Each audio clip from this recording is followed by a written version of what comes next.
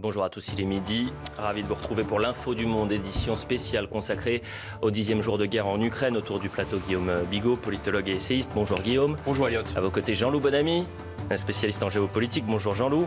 Bonjour Elliot. Harold Iman, journaliste spécialiste des questions internationales pour CNews. Bonjour Harold. Un invité exceptionnel ce samedi. Merci Bernard-Henri Lévy, vous nous accompagnez pendant 1 heure et on va donc traiter de cette guerre en Ukraine. Merci d'être avec nous. À la une, pas de répit avant une nouvelle tempête à Mariupol. Russes et Ukrainiens étaient tombés sur un accord de cessez-le-feu temporaire afin d'évacuer les civils. Accord reporté, ça vient de tomber. Dans le reste du pays, l'armée de Vladimir Poutine progresse. Kiev se barricade. Le pire est-il à venir? Les combats vont-ils s'intensifier dans les prochains jours? Le nouveau round de pourparlers ce week-end peut-il aboutir? On en parle dans un instant. L'attaque d'un bâtiment administratif d'une centrale nucléaire hier matin a mis le monde sous tension. Jamais la ligne entre un conflit localisé et un conflit globalisé n'a semblé aussi fine. Et si les troupes de l'OTAN ne sont pas en Ukraine, les sanctions économiques drastiques montrent bien que cette guerre ne va pas que de Kiev à Moscou. Faut-il prendre la menace nucléaire au sérieux? Doit-on balayer le risque d'un conflit mondial?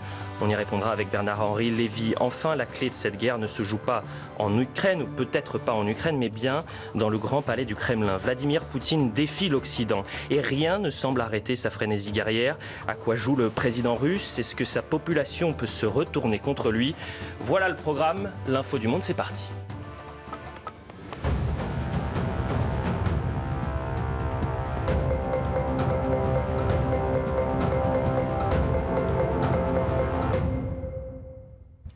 Dixième jour de guerre, je le disais, et la toute dernière information, c'est ce cessez-le-feu qui est donc reporté. Les observateurs de l'Organisation pour la sécurité et la coopération en Europe ont affirmé samedi avoir constaté une augmentation spectaculaire des violations du cessez-le-feu dans l'est de l'Ukraine, où séparatistes pro-russes et forces ukrainiennes s'affrontent, vous le savez, depuis 2014. Ils ont observé une augmentation, je le disais, spectaculaire des actions. Je veux qu'on écoute Volodymyr Zelensky, le président ukrainien, qui a réagi il y a quelques minutes sur ces négociations entre la Russie et l'Ukraine. Nous faisons tout notre possible pour nous assurer que l'accord conclu fonctionnera. C'est la tâche principale d'aujourd'hui. Nous verrons si nous pouvons avancer dans les pourparlers. Nous prions pour nos militaires, nous aidons nos civils, nous travaillons pour la paix. Gloire à l'Ukraine.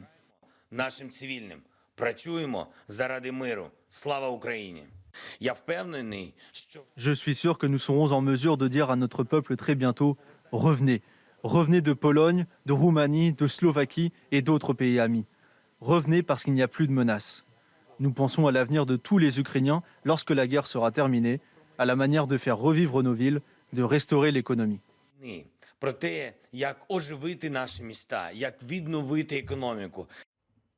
Bernard-Henri Lévy, première question. Quand on écoute le président ukrainien, est-ce que vous y croyez? Est-ce que c'est possible que ces négociations avec la Russie aboutissent?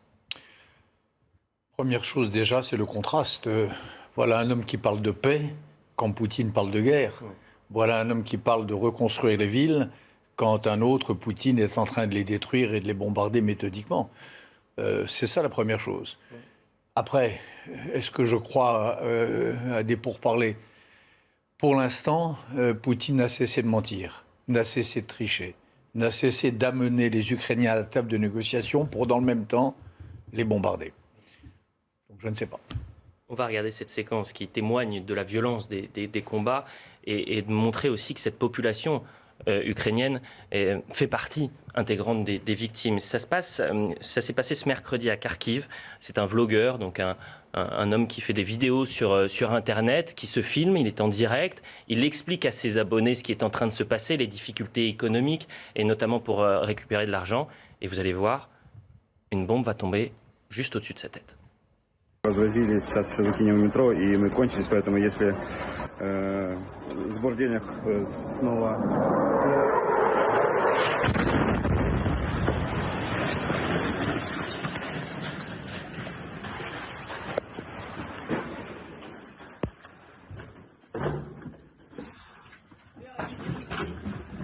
Здесь.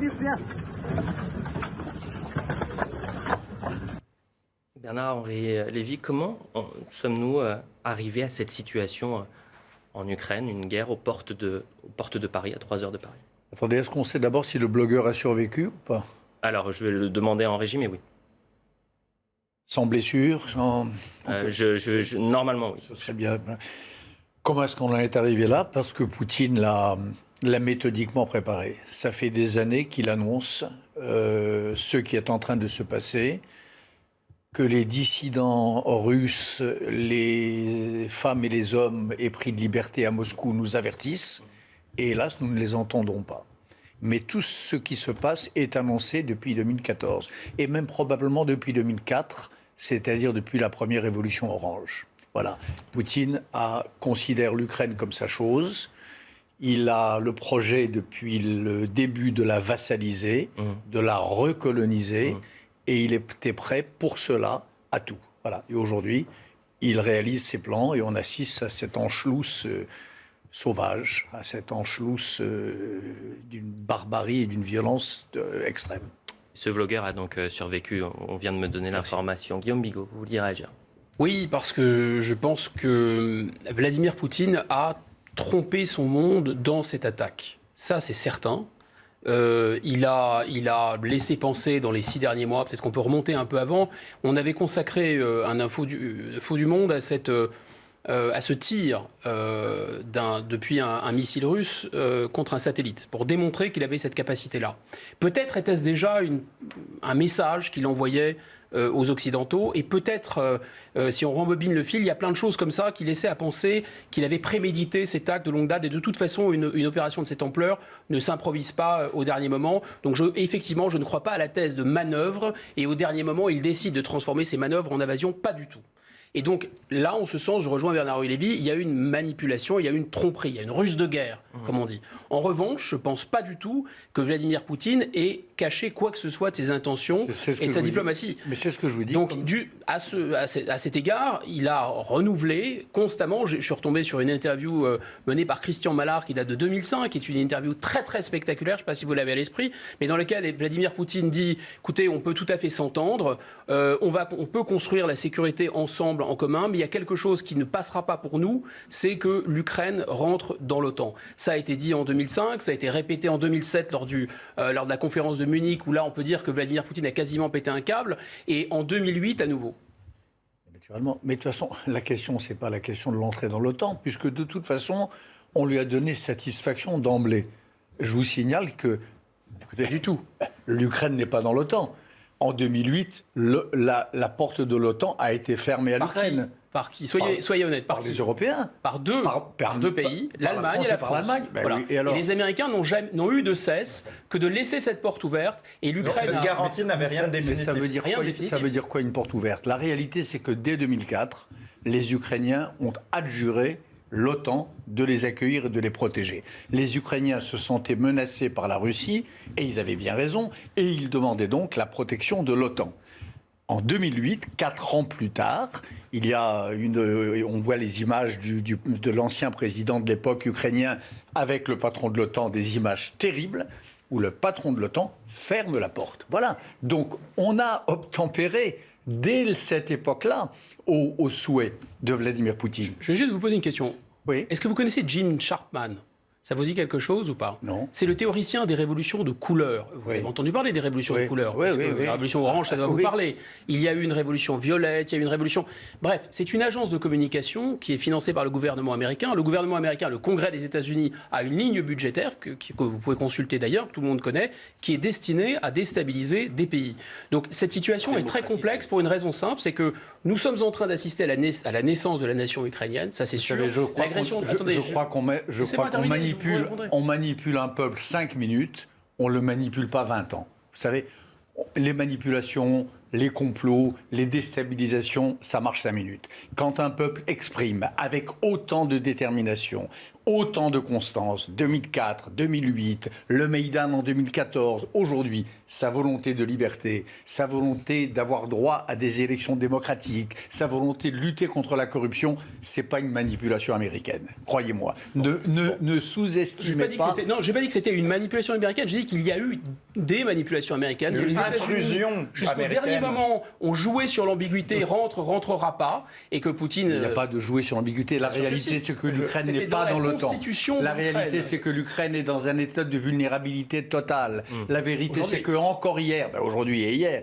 c'est que encore hier, le patron de l'OTAN a déclaré fermement et clairement que l'OTAN ne viendrait pas au secours de l'Ukraine bombardée. Alors après, on peut dire jusqu'à demain que la porte était vaguement entrouverte. La réalité est là. L'OTAN, depuis hier, a fait savoir au peuple ukrainien qu'il était seul. Voilà. Mais Bernard-Henri Lévy, quelle est la solution ? Quelle est votre solution sur ce conflit-là ? C'est-à-dire que l'OTAN doit intervenir militairement ?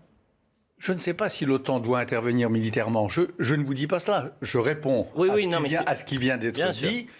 On ne peut pas expliquer l'invasion de l'Ukraine par Poutine par le fait que l'Ukraine aurait voulu se rapprocher de l'OTAN ou aurait été au bord d'y entrer. Il n'en a jamais été question. Expliquer l'invasion de l'Ukraine par l'idée que Vladimir Poutine se sentait menacé, qui est une autre chose qu'on entend, humilié, menacé, ça encore, c'est une plaisanterie. Absolument sinistre. Personne n'a jamais menacé la Russie. Personne n'a jamais songé à envahir la Russie. Jamais l'OTAN n'a pensé à déclencher la moindre offensive contre la Russie. Comprenez ? Je voudrais donc vous poser une question. Tout d'abord, je voudrais commencer par saluer et rendre hommage à ce que vous avez fait il y a quelques jours au Théâtre Antoine, où vous avez en fait réuni tout un parterre de personnalités politiques, d'intellectuels, d'artistes. Je crois qu'il y avait aussi bien François Hollande que Valérie Pécresse. Donc on était vraiment dans une logique transpartisane. Que d'artistes. Donc, dans une logique transpartisane de soutien à l'Ukraine. Et voilà, vous soutenez l'Ukraine comme vous aviez naguère soutenu le commandant Massoud. Et on retrouvait aussi cette tradition, vous savez, des intellectuels antifascistes dans l'entre-deux-guerres. Malraux, la mutualité. Voilà, vous vous inscrivez vraiment dans cette tradition. Donc voilà, je voulais rendre hommage à ce soutien. Simplement, là, vous avez, justement, puisqu'on parle d'antifascisme, vous avez employé le mot très fort d'Anschluss. Pourquoi est-ce que vous cherchez absolument à coder l'action de Vladimir Poutine en termes idéologiques, en termes de fascisme, ce que lui-même fait d'ailleurs en traitant Zelensky de nazi, et pourquoi ne pas dire en fait c'est de la géopolitique classique, celle de la force, celle de Bismarck ou des tsars de Russie. Pourquoi est-ce que vous avez une lecture en termes de fascisme qui, moi, même si bien sûr je condamne l'agression de la Russie, c'est la Russie qui est l'agresseur, mais je ne vois pas ce qu'il y a de proprement fasciste dans le comportement. L'humanité est faite de guerre. L'histoire de l'humanité est faite de guerre. Qu'est-ce qu'il y a de fasciste chez Vladimir Poutine ? Parce que moi, je ne pense qu'il n'est absolument pas fasciste, même si son comportement est condamnable aujourd'hui. Écoutez, je vous renvoie, alors ce serait une longue discussion, mais en effet, il faut prendre Poutine au sérieux. Il y a une idéologie poutinienne, il y a des idéologues autour de Poutine, j'en ai rencontré certains. Un exemple, un homme avec lequel j'ai débattu, le débat est disponible sur YouTube, qui s'appelle Alexandre Douguine, qui est un des idéologues de l'eurasisme. Tout ça, c'est de la doctrine. Oui, mais on ne sait pas dans quelle mesure il influence Poutine ou est... Il influence Poutine dans une certaine mesure, d'autres qui ne pensent... Et on ne sait pas non plus en quoi il est fasciste. Alors écoutez, il est antisémite, il a le culte de la force. Mais Vladimir Poutine a d'excellentes relations avec Israël. Et avec les Palestiniens aussi, d'ailleurs. Mais donc, il n'y a rien d'antisémite chez Vladimir Poutine. Il est invité régulièrement en Israël. Vous savez, quand on accuse rien que les déclarations récentes de Vladimir Poutine, rien que l'idée de parler de dénazifier l'Ukraine, qui est présidée par un juif... Oui.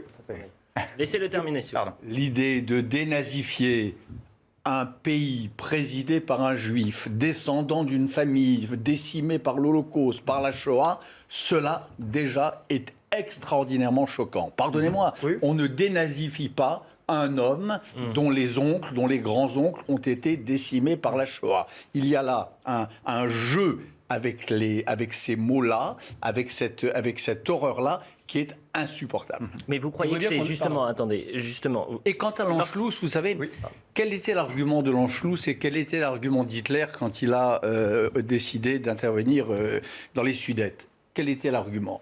Génocide. Pardon ? Un massacre des Allemands des Sudètes.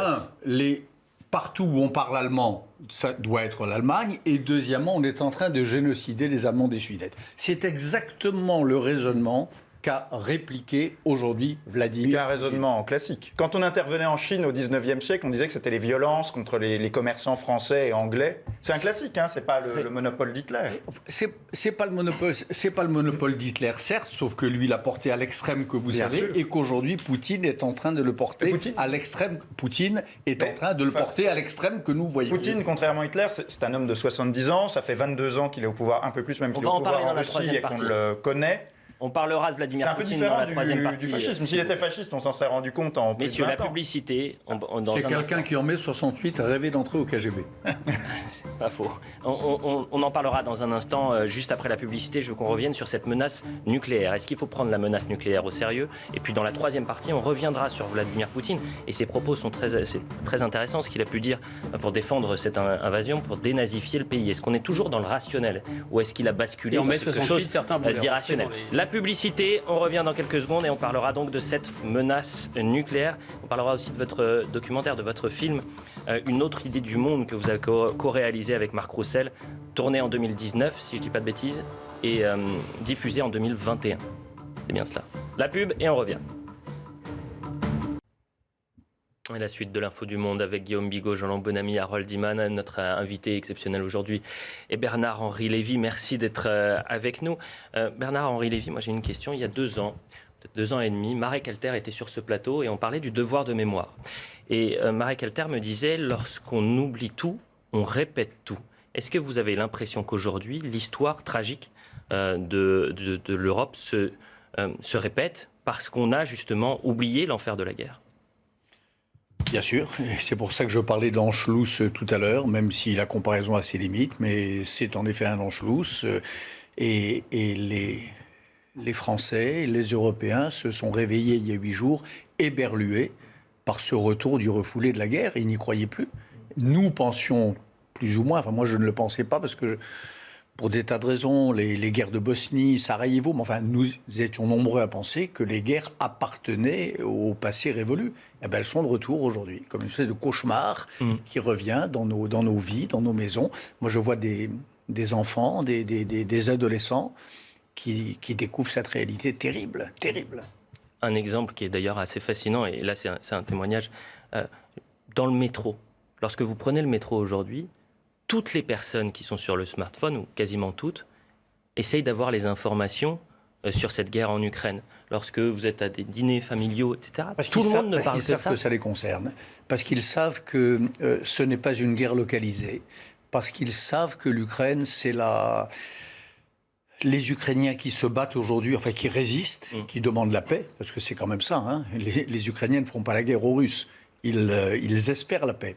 Ils savent que c'est la première ligne de l'Europe, que c'est les sentinelles de la démocratie, et que si cette ligne cède, on ne sait pas ce qui se passera. Et vous savez, allez voir dans le métro en Lituanie, en Suède, aujourd'hui, l'inquiétude est bien plus vive encore que chez les Parisiens. Parce qu'ils savent qu'ils sont les prochains sur la liste. Ce qui n'est pas sûr du tout. Poutine. Alors, ce qu'ils pensent, mais peut-être à tort. Ils pensent peut-être à tort, mais ça aussi, ça fait partie. Alors, je vous invite à entendre également les idéologues du Kremlin et les galonnés du Kremlin ont dit que ça faisait partie de leur programme.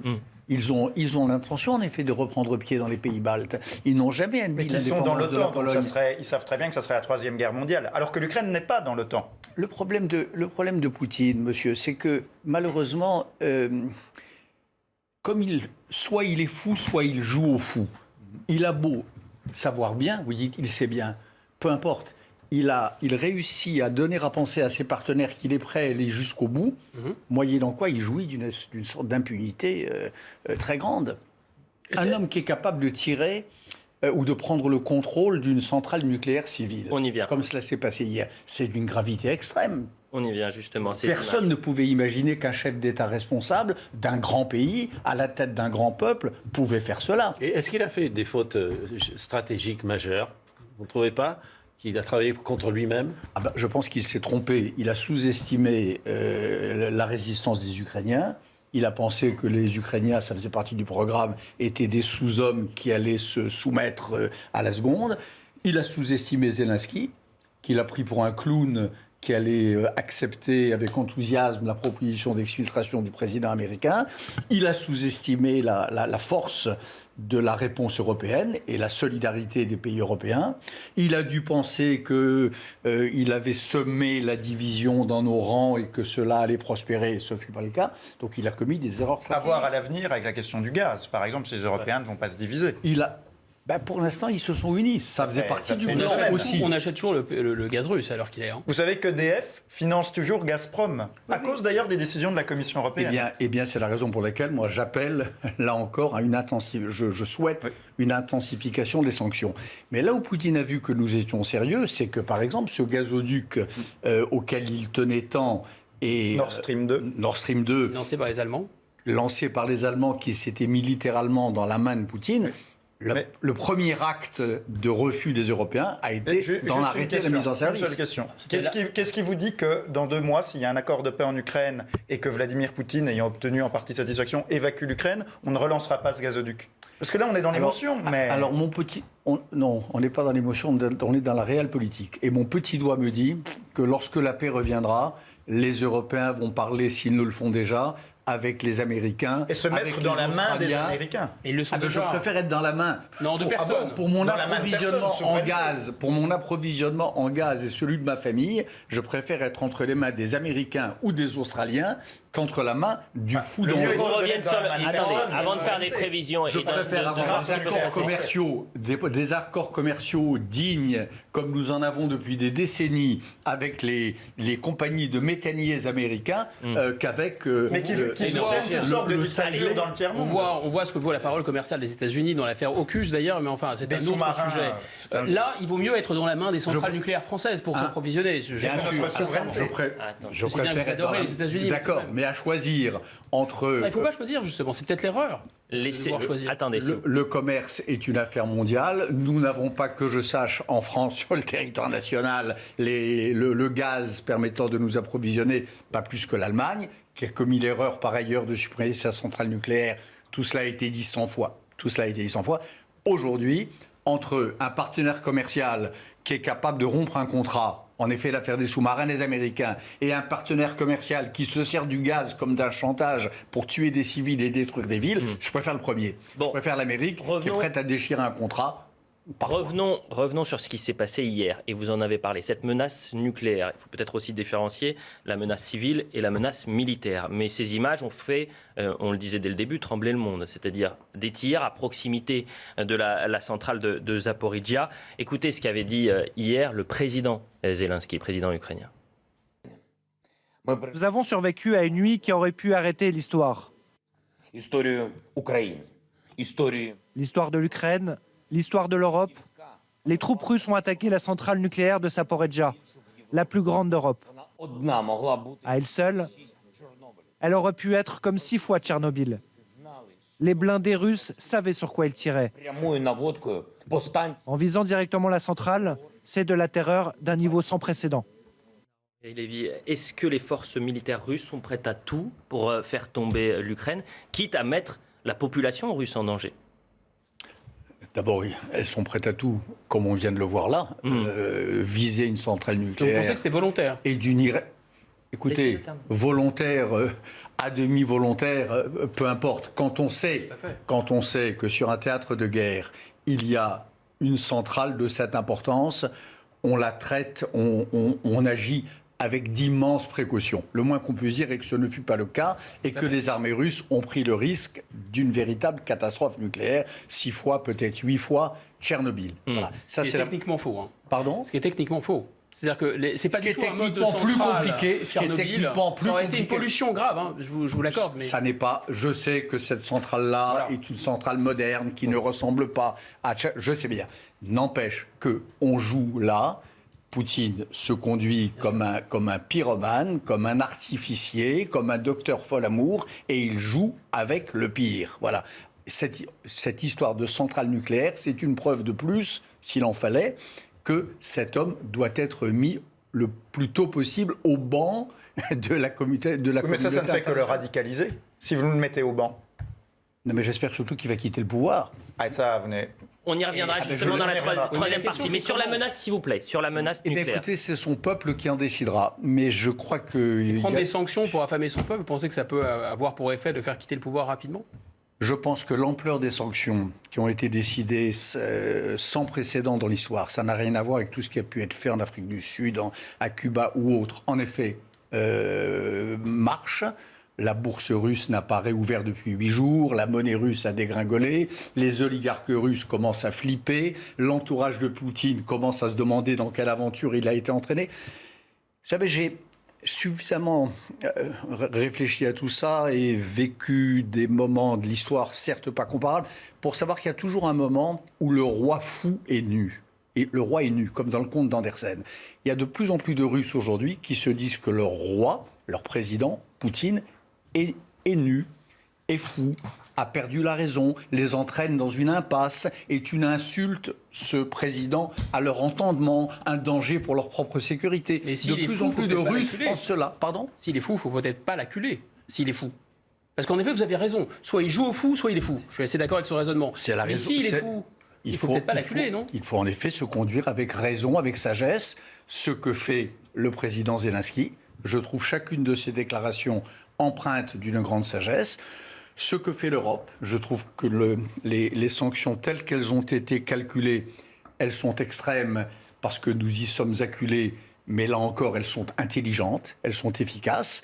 Évidemment qu'il faut répondre à la folie par la sagesse, mais aussi avec la fermeté. Et les négociations, Emmanuel Macron, depuis la mi-décembre, a eu des conversations téléphoniques à 11 reprises. Il a raison. Il a raison. Bien sûr qu'il a raison. Il a raison à la fois. Le président Macron dit 2 choses. 1, nous nous tenons auprès du peuple ukrainien. 3 choses. 2, il n'y a pas de discussion, c'est l'Ukraine qui est agressée et Poutine commet une erreur historique. Mais 3, il garde la ligne ouverte avec lui. Bien sûr, je ne suis pas en train de dire qu'il faille entrer dans le jeu du fou. Il faut désamorcer. C'est comme avec un djihadiste. Aujourd'hui, Poutine se conduit comme un terroriste, comme un hyper-djihadiste. Djihadiste qu'il a combattu en Syrie, en Tchétchénie. Eh bien aujourd'hui, il les imite. Il se conduit comme un forcené qui laisse planer depuis avant l'invasion de l'Ukraine. Je vous rappelle que le 17 décembre dernier déjà, la Russie a adressé à l'Occident 2 ultimatums où la question du nucléaire était déjà posée, où la menace était brandie d'une attaque nucléaire qui pouvait vitrifier 1/3 de l'Amérique et 2/3 de l'Europe. Donc quand on a affaire à un forcené, on le maîtrise. C'est comme quand le GIGN va neutraliser un terroriste. Et donc on va envoyer le GIGN au Kremlin ? Le GIGN, aujourd'hui, c'est les sanctions. Aujourd'hui, c'est ces sanctions considérables, bien ciblées, qui le seront encore davantage dans les semaines qui viennent. C'est la résistance ukrainienne qui fait front et dont j'espère de tout mon cœur qu'elle fera reculer. Et puis, c'est la population, c'est des soldats russes qui n'y comprennent rien.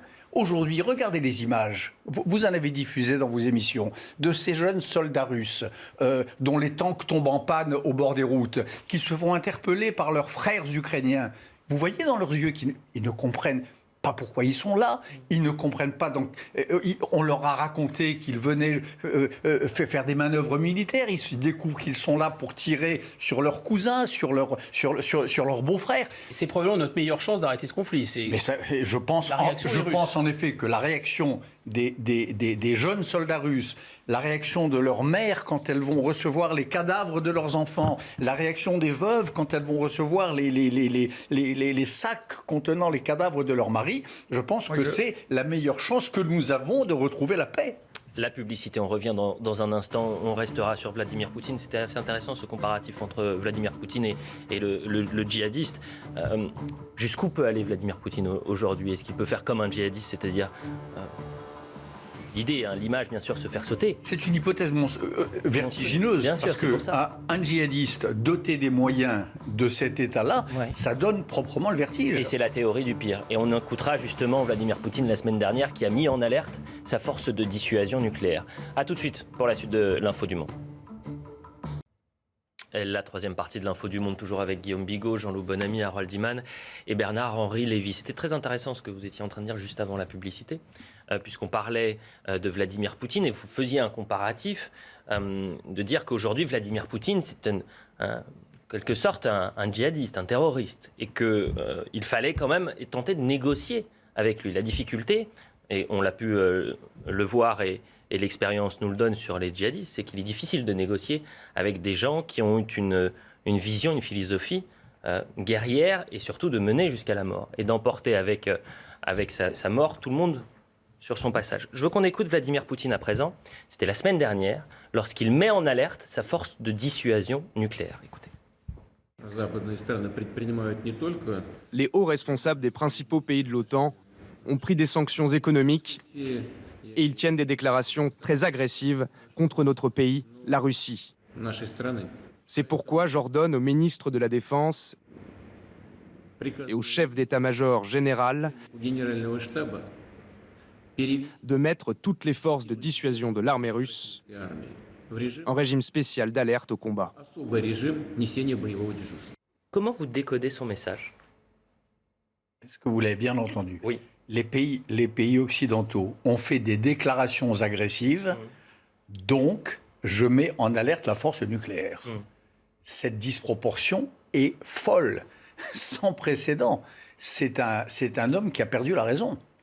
Et quand je le compare à un djihadiste, vous savez, c'est pas très loin du type qui dit « Vous avez prononcé des paroles hostiles au Coran, donc j'égorge vos professeurs. » Ou donc je déclenche une attaque massive contre une cible à New York.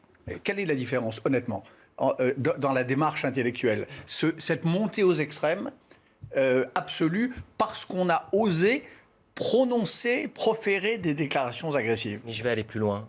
Le djihadisme, on est en guerre contre le djihadisme, contre l'islam radical. On est parti en Syrie, on est allé en Irak, on le combat même sur notre territoire. Ça veut dire qu'il faut faire la guerre contre Vladimir Poutine aujourd'hui ? La grande différence, vous savez, c'est que Vladimir Poutine est infiniment plus puissant que n'importe quel califat islamique. Moi, j'ai vu, j'étais à Mossoul, donc je sais. Donc, il faut en effet s'opposer de toutes nos forces à Vladimir Poutine, mais évidemment pas de la même manière, parce que le danger est infiniment plus grand. Donc il faut le faire avec intelligence, avec mesure et avec fermeté. Guillaume Bigot. Oui, moi Mais certainement pas tomber dans le piège, voilà. On a la chance de vous avoir et vous êtes une figure singulière du débat public en France. Et je crois comprendre, je ne suis pas dans votre tête, mais ce qui a motivé votre engagement et ce qui fait le fil de votre vie. Moi, je me souviens d'avoir vu ces images extrêmement poignantes d'André Malraux auprès de combattants du Bangladesh qui étaient blessés et il les prenait dans leurs bras et il évoquait la France fraternelle. Et il y a quelque chose d'universel dans la fraternité humaine et il y a dans le combat, si vous voulez, je pense que la figure de Malraux vous est attachante. Sauf que, il y a un sauf que qui est très très important. Ce n'est pas tous les matins que le diable reparaît sur terre. D'abord, Satan a toujours un visage différent, vous le savez, son nom est multiple. Et ensuite, ce n'est pas tous les matins. Et il me semble que le véritable Satan aujourd'hui, c'est-à-dire une idéologie meurtrière, mortifère, qui est animée d'une volonté de conquête, il n'y en a pas deux, il y en a une. Ça s'appelle l'islamisme et ça s'appelle le djihadisme. Alors effectivement, ils sont jusqu'à Saint-Denis, ils sont chez nous d'ailleurs en partie, ils avancent leurs pions, c'est extrêmement dangereux. Vladimir Poutine me semble être pas du tout quelqu'un de recommandable, mais c'est quelqu'un qui est sur la défensive. Ce n'est pas quelqu'un qui a un projet offensif. C'est pas quelqu'un qui veut conquérir le monde. Ce n'est pas notre ennemi principal. Donc ce n'est pas le diable. Attendez, sur la défensive, parce qu'il serait offensé par qui ? Parce qu'il serait menacé par qui ?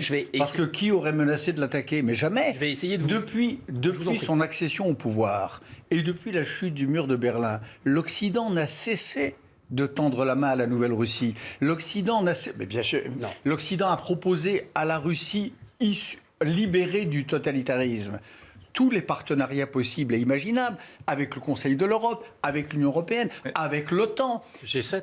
Avec le G7, naturellement. C'était devenu le G8, d'ailleurs. Oui, il était membre. Voilà. Donc, les gestes fraternels vis-à-vis du peuple russe et vis-à-vis de la Russie comme telle, je crois que vous réécrivez un peu l'histoire. Ah bon ? Par exemple, le bouclier antimissile américain qui est installé aux portes de la Russie et que les Russes ne peuvent accepter pour des raisons stratégiques. Et à chaque fois que les...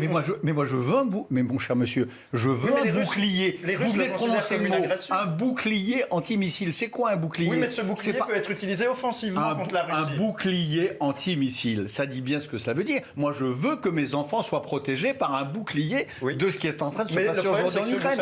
Et heureusement, Monsieur Bonamy, quand nous voyons ce qui est en train de se passer aujourd'hui en Ukraine, mais bénissons ceux qui ont décidé d'installer ces boucliers antimissiles. Où en serions-nous ? Pardon ? L'Ukraine est la conséquence de là, ce on a bouclier. deux visions et deux idées de ce conflit. On va pas revenir en arrière. Non, mais c'est important ce que vous dites, parce que je pense que, pardon de vous couper, je ne veux pas vous interrompre, mais il y a un argument qui me semble important à lancer dans le débat, c'est qu'en fait, on peut parfaitement comprendre, compte tenu de l'histoire de la Pologne, que la Pologne a envie de la protection américaine. On peut comprendre, compte tenu de l'histoire de la Pologne, que la Pologne se méfie de la Russie. D'accord. Oui. Mais est-ce que vous, compte tenu de l'histoire de la Russie, est-ce que vous ne pouvez pas comprendre que les Russes n'ont pas envie d'avoir une armée étrangère à leur porte ? Est-ce que vous pensez que les États-Unis d'Amérique, s'il y avait toujours le pacte de Varsovie et qui déployaient des armements, même pseudo-défensifs au Canada et au Mexique, pensaient que les Américains le prendraient bien ?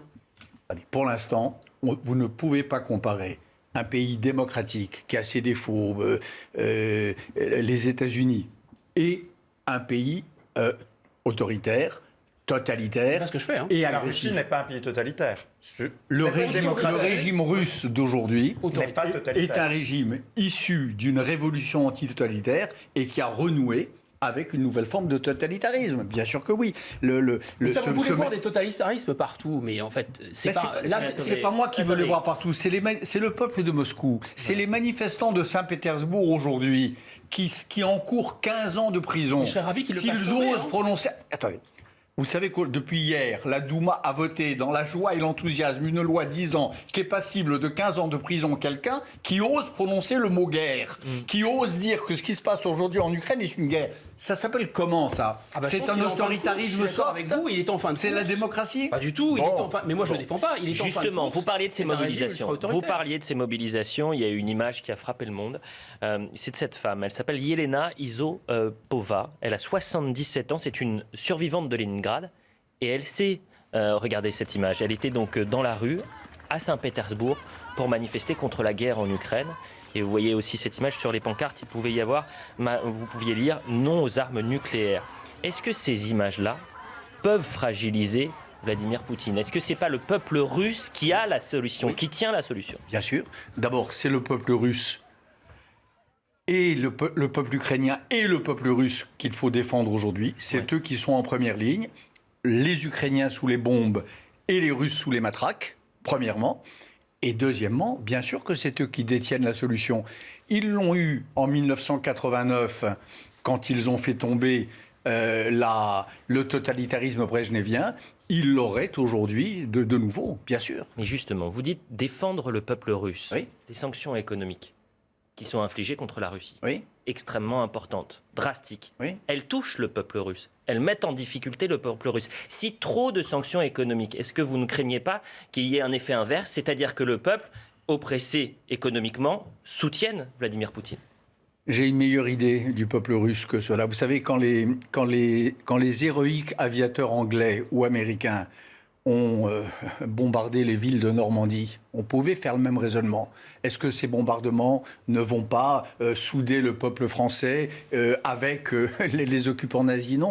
Les Français de l'époque, nos grands-parents, et les Russes sont pas occupés. savaient que c'était, hélas, un prix terrible à payer pour se libérer. Aujourd'hui, les Russes, moi, tous ceux avec qui je suis en contact, les anciens de Mémorial, les héritiers des dissidents, je leur parle, ils savent que le prix est terrible pour eux, mais que c'est la condition pour être libérés de ce fou, bien sûr. Il nous reste quelques minutes. Je veux qu'on revienne sur votre film que vous avez réalisé en 2009, co-réalisé avec 2019, pardonnez-moi, co-réalisé avec Marc Roussel.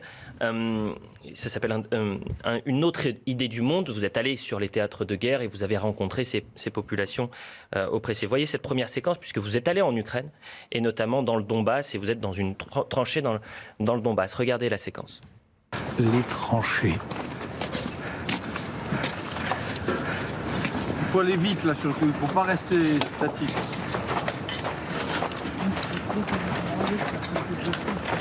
Gilles, avance.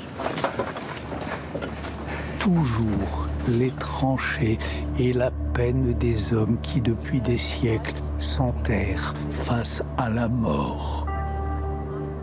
Bernard-Henri Lévy, ces images, on met du noir et blanc, on a l'impression d'être avec les poilus. On a l'impression d'être à Verdun, bien sûr. C'est pour ça que ce retour de la guerre, c'est aussi le retour de l'archaïque, c'est le retour de la mémoire reptilienne de l'Europe, et c'est atroce. Et moi, je souhaite de toute mon âme que ça s'arrête vite, que nos enfants, qu'on leur épargne ça. Mais ça, c'était en quelle année? 2019, on est bien d'accord? Oui, c'est il y a 1 an et demi, 2 ans. C'est il y a 1 an et demi. Oui. Mais alors, quand vous avez ces images-là, que vous alertez en quelque sorte aussi, vous êtes un lanceur d'alerte. J'ai fait le tour du monde avec ces images. Mais alors, la responsabilité aussi de l'Occident, elle est importante quand on voit ces images-là. C'est-à-dire qu'on fait tout pour éviter la guerre. Et j'ai l'impression qu'on fait tout pour éviter cette guerre depuis quelques semaines, en fait. Moi, je regrette en effet que depuis des années, on n'ait pas entendu. Moi, je ne suis que le plus modeste de ces lanceurs d'alerte et je me suis contenté, en l'occurrence, de relayer la parole de ces hommes là que vous voyez et de ces femmes. Il y a des femmes aussi dans ces tranchées qui me disaient tous la même chose, qui me disaient « les Russes vont nous envahir et s'ils nous envahissent, ils nous menaceront ». J'ai fait le tour du monde avec ce film. Je l'ai montré au Congrès américain, je l'ai montré aux plus hautes autorités françaises. Il est passé sur votre chaîne, à Canal+, à 1 heure de grande écoute, dans des conditions exceptionnelles. Vous avez, Maxime Saada et Canal avaient bouleversé leur grille. J'ai fait ce que j'ai pour faire que ce film soit vu. Il a été vu. Mais les gens voient et ils ne croient pas. Ce qui se passe est tellement inimaginable. Cette guerre sans raison, cette guerre sans but de guerre, cette guerre dictée par une espèce de révisionnisme historique fou, c'est tellement incompréhensible que les gens ont vu mon film et ils n'ont pas vraiment imaginé que cela puisse advenir. Mais moi, je le savais. Moi, j'ai passé du temps avec ces hommes. Et c'est pas des gamins. Vous avez vu, c'est une armée de patriotes, c'est une armée de citoyens. C'est des hommes parfois de 60 ans qui défendent leur terre, leur famille et l'Europe dont ils ont le sentiment d'être le cœur battant. Et on y vient donc à ma première question. C'est-à-dire que si le seul fautif, c'est évidemment Vladimir Poutine qui envahit l'Ukraine, qui met la pression sur l'Ukraine depuis maintenant des années. Mais la responsabilité, lorsque vous présentez ces images, ce sont aussi les décideurs de l'Occident. Non. Le coupable et le responsable, c'est Poutine. Il n'y en a pas d'autre. Nous ne sommes pas co-responsables de cette situation, comme le dit Hubert Védrine. Il dit Poutine coupable, mais l'Occident co-responsable. Mais parce qu'Hubert Védrine, malheureusement, participe de cette petite musique qui excuse le crime, qui cherche des responsabilités du côté des agressés. Et là encore, vous savez, c'est pas complètement différent de ce qu'on entend, pardon de la comparaison, mais de nouveau, le djihad. Il y a toujours 2 moments quand on est victime d'un attentat. Premier moment, on est épouvanté, on est sidéré. Puis deuxième moment, est-ce qu'on n'a pas humilié le petit gars de banlieue qui a tranché la gorge de Samuel Paty? Est-ce qu'il n'a pas eu une enfance difficile? Est-ce qu'on ne devrait pas davantage entrer dans ses raisons? Est-ce qu'il n'a pas été victime de racisme? Autrement dit, on est en train de pratiquer avec Poutine, vraiment je le pense, monsieur, le même type de culture de l'excuse que ce que l'on pratique à un tout autre niveau avec les djihadistes. Et donc, arrêtons avec l'idée que nous serions co-responsables. Un homme d'État ou un ancien homme d'État ne peut pas dire une chose comme celle-là. Vous avez la parole libre.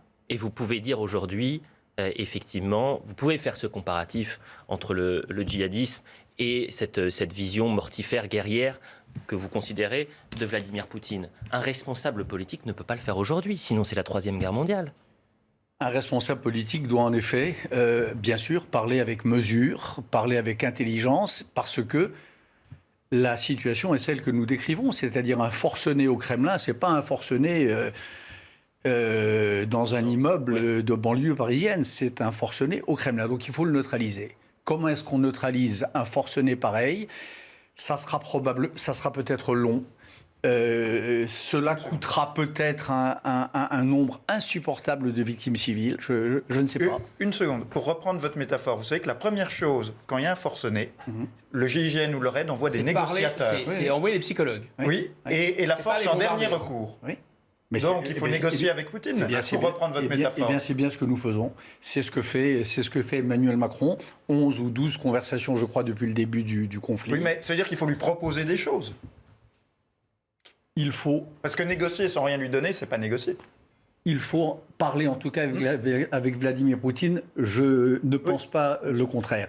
En revanche, il faut sauver les Ukrainiens. Il faut les armer. Il faut leur permettre de se défendre. Peut-être les sauver par un accord de paix. Bien sûr, mais pour arriver à un accord de paix, depuis l'Antiquité latine, on sait que pour avoir la paix, il faut préparer la guerre. Là, on ne l'a pas préparée. Il faut au moins leur donner la possibilité de se défendre. Bernard. Moi, vous savez, la dame là qu'on vient de voir en Russie, Oui. cette image m'a bouleversé. Mais les images des dames, des femmes qui accouchent dans des caves, des enfants terrorisés qui n'ont pas vu la lumière depuis 8 jours, moi, cela me glace les sangs.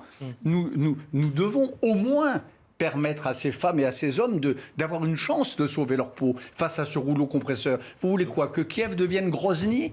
Que Kiev devienne Justement, Alep? non. Il nous reste très peu de temps et on déborde déjà. On sait comment fait Poutine avec les villes. Poutine est un urbicide. Enfin, Poutine et autour de lui, des urbicideurs, des tueurs de villes. Ils l'ont montré à Grozny, ils l'ont montré à Alep, ils sont en train de le montrer aujourd'hui à Kharkiv. Bernard-Henri Lévy, 2 questions et on déborde un peu et il faut qu'on soit vraiment concis. Mais les mots ont un sens et ce que vous avez dit est important. Vous dites il faut neutraliser Vladimir Poutine. Oui. Ça veut dire quoi très précisément? Il faut qu'il retire ses troupes. Il faut qu'il... Et comment on y arrive? C'est ça la Il question. faut qu'il comprenne qu'il a commis une erreur historique. Il faut qu'il rencontre une résistance acharnée. Il faut que Volodymyr Zelensky tienne. Il a été, cette semaine, on l'a appris hier, l'objet de 3 tentatives d'assassinat. Il faut tout faire pour qu'il ne soit pas assassiné, parce qu'il porte aujourd'hui les couleurs de l'Ukraine et parce qu'il porte un peu les couleurs de l'Europe aussi. Voilà, il faut faire tout ça. Personne n'a la solution miracle. Non, mais parce que neutraliser, on peut l'entendre aussi d'une autre manière. Non, Vous voyez ce que je veux dire. neutraliser, mettre hors d'état de continuer cette guerre atroce et ce massacre sur les villes ukrainiennes. Voilà, il faut qu'il arrête. Il faut qu'il arrête la guerre, il faut que le massacre soit stoppé. Bernard-Henri Lévy, une toute dernière question. Si vous aviez un message à adresser au peuple ukrainien, ce serait lequel? C'est que j'imagine leur désespoir, j'imagine leur solitude, et je veux leur dire que tout à l'heure, j'espère, le peuple de Paris sera dans les rues dans quelques minutes, à 3h, pour manifester sa solidarité avec lui, le peuple ukrainien. C'est peu de choses, mais voilà, c'est ce que le peuple de Paris peut faire aujourd'hui, 15h, place de la République. Bernard-Henri Lévy, merci beaucoup. C'était un plaisir de vous avoir aujourd'hui dans l'Info du Monde. Guillaume Bigot, Jean-Loup Bonamy, Harold Iman, merci à tous les 3. L'info se poursuit sur CNews. On continue cette édition spéciale consacrée au 10e jour de guerre en Ukraine. À la semaine prochaine.